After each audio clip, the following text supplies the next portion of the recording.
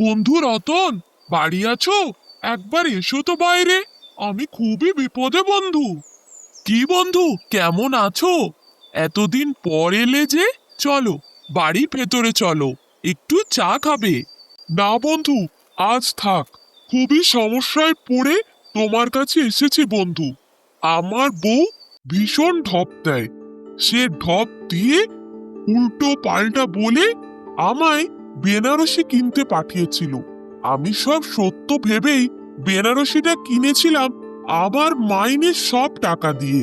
কি করে খাবো, সংসার চালাবো জানি না, কিন্তু তার জন্য বেনারসি নিয়েই বাড়ি ফিরছিলাম। এমন সময় পথে জানতে পারলাম সবই ঢপ। এত টাকা দিয়ে বেনারসি কিনলাম, তারপর জানতে পারলাম সে আমায় মিথ্যে বলে ঢপ দিয়ে এই বেনারসি কিনতে বাধ্য করেছে। এরপর হয়তো তার ঢপের জন্য বাড়িঘর বিক্রি করে আমায় পথে বসতে হবে। খুবই সমস্যায় পড়েছি বন্ধু, তাই তার একটা উচিত শিক্ষার প্রয়োজন। সবই বুঝলাম বন্ধু, ঠিক আছে, দেখি তোমার জন্য আমি কি করতে পারি। তুমি চিন্তা করো না বন্ধু, আমি তোমার সমস্যার অবশ্যই সমাধান করে দেওয়ার চেষ্টা করব। তুমি একদম চিন্তা করো না। তুমি একমাত্র পারবে বন্ধু এই সমস্যা থেকে আমায় উদ্ধার করতে। ঠিক আছে বন্ধু, আজকের দিনটা তুমি আমায় একটু সময় দাও। পারলে একমাত্র তুমিই পারবে বন্ধু। ঠিক আছে, কাল সকালেই আমি তোমার বাড়ির দিকে যাব। তোমার বুদ্ধির ভীষণ জোর, পারলে তুমি পারবে আমার বউয়ের ঢপ দেওয়া বন্ধ করতে। মালতীর স্বামী বেনারসি শাড়িটি এখন মালতীকে দেবে না ঠিক করে। সে ভাবে আগে মালতীকে উপযুক্ত শিক্ষা দিতে হবে, তারপর সে শাড়ি দেবে। মালিনী, বাজারে তো গেছিলাম তোমার জন্য শাড়ি আনতে, কিন্তু তার আগে এক পুরানো বন্ধুর সাথে দেখা হলো।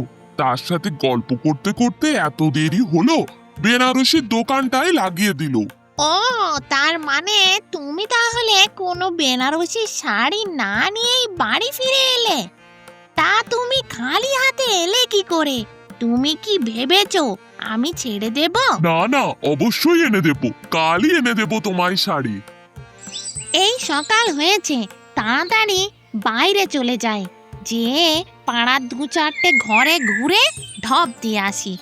এখন তাড়াতাড়ি বেরিয়ে যেতে হবে, না হলে আমায় দেখতে পেলেই শাশুড়ি বলবে রান্নার জোগাড় করো, বাজার করো, হ্যান করো, ত্যান করো।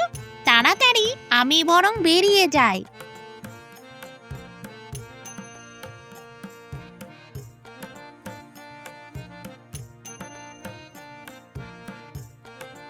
আচ্ছা, ওই রাখি পুকুর কোন দিকের রাস্তা দিয়ে যেতে হয় একটু বলতে পারবেন? তা তুমি ভাই রাখি পুকুর যাবে? তোমাকে তো এই গায়ে আগে দেখিনি। তুমি কি এই গায়ে নতুন এসেছো নাকি? তোমাকে তো এই রাস্তায় দেখতে পাই না। তা রাখি পুকুর যেতে গেলে ওই মোড়ের থেকে যে বাঁ দিকের রাস্তাটা গেছে ওই দিকে। না না, আমি এই গ্রামের লোক না, আমি এখানে থাকিও না, আমি থাকি পাশের গ্রামে। যাবো রাখি পুকুর, কিন্তু ওই মোড়ের সামনে দুটো রাস্তার মধ্যে কোন দিক দিয়ে যেতে হবে বুঝতে পারছিলাম না, তাই তো আপনাকে দেখতে পেয়ে জিজ্ঞাসা করলাম। ওই রাখি পুকুরেই তো আমার বাপের বাড়ি।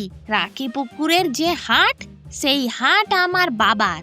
আর রাখি পুকুরের আশেপাশে যত পুকুর দেখবে সব পুকুর আমাদের বাড়িরই, আমাদের কাকু জেঠুর।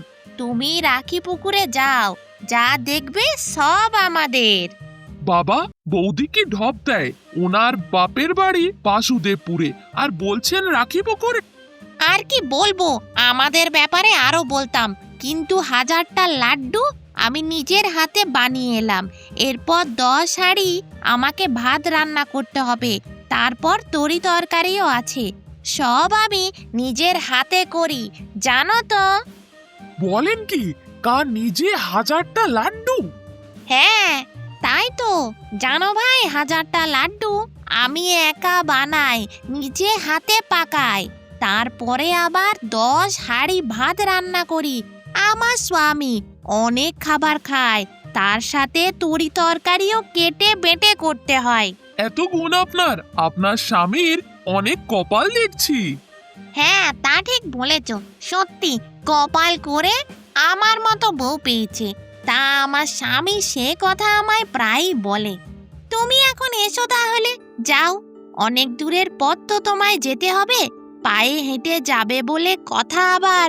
হ্যাঁ, অনেক দূরের পথই, পায়ে হেঁটে যেতে হবে। আসি তাহলে আজ। এর কিছুদিন পর রতন মানে মালতীর স্বামীর বন্ধু সে যায় জমিদার বাবুর কাছে, জমিদার বাবুর বাড়িতে। জমিদার বাবুর কিছু জমি রতনের গ্রামে ছিল, সেগুলোই রতন দেখাশোনা করে। জমিদার বাবুর অন্যতম প্রিয় কর্মী সে, তাই জন্যেই তার জমিদার বাবুর কাছে প্রায়ই যাতায়াত ছিল। জমিদার বাবুকে সে গিয়ে বলে, জমিদার বাবু, আমার কাছে এমন একজন আছে যে প্রতিদিন 1000টি লাড্ডু বানাতে পারে। তা আপনি যদি বলেন তাকে নিয়ে আসবো। রতনের কথায় জমিদার বাবু ভীষণ খুশি হয়, কারণ সামনেই তার এক অনুষ্ঠান ছিল। সে রতনকে বলে, খুব খুশি হয়েছে আমি, এমন লোক পেলে খুব ভালো হয়, তুমি যাও নিয়ে এসো। জমিদার বাবুকে কথা দিয়ে রতনের পর যায় মালিনীর বাড়ির দিকে। বাড়িতে কেউ আছেন? বাড়িতে কেউ আছেন? এই সাত সকালে ভাবছিলাম কয়েকটা ঢপ দিতে যাব পাশের বাড়ির রুমিদেরকে, কিন্তু এখন কে এসে আবার হাজির হলো দেখি।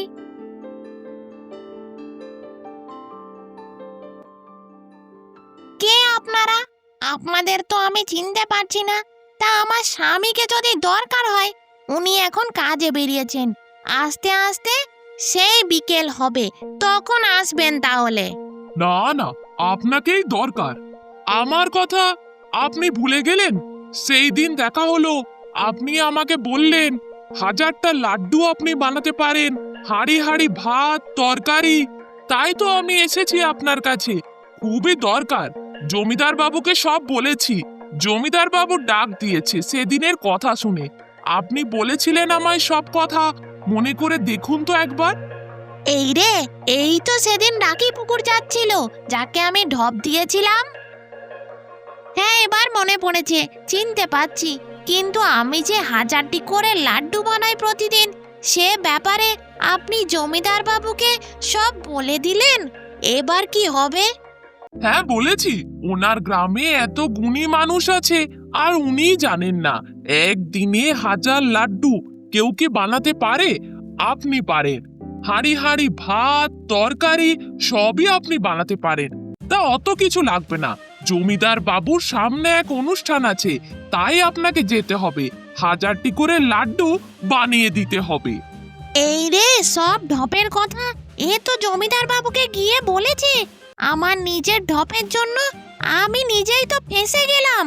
এবার কি হবে? আমাকে জমিদার বাবুর কাছে গিয়ে 1000টা করে লাড্ডু বানাতে হবে। ঢপ দিয়ে আমি তো নিজেই বিপদে পড়লাম, আর জমিদার বাবুকে নাও তো বলা যাবে না। এ মা, হে ভগবান, 1000টা করে লাড্ডু আমি কি করে বানাবো? আমার হাতে এখনই যন্ত্রণা করছে। কয়েক থালা লাড্ডু বানিয়ে আর কোনোদিন আমি ভুল করেও ঢপ দেব না কাউকে। ঢপ দিয়ে আজ কি বিপদে পড়েছি, কখন যে ঘর যাবো আমি। জমিদার বাড়ির অনুষ্ঠানের সব লাড্ডু মালতীকেই বানাতে হয়। মালতী বাধ্য হয়ে সব লাড্ডু বানায় আর নিজে হাতে পাকায়। হাতের অবস্থা মালতীর যন্ত্রণায় এত খারাপ হয়, সে ভীষণ বড় শাস্তি পায়। তারপর থেকে মালতী আর কোনোদিন কাউকে ঢপ দিত না। মালতীর স্বামী খুব খুশি হয়, বন্ধুকে ধন্যবাদ জানায়। মালতীর ঢপ দেওয়া চিরকালের মতো বন্ধ হয়।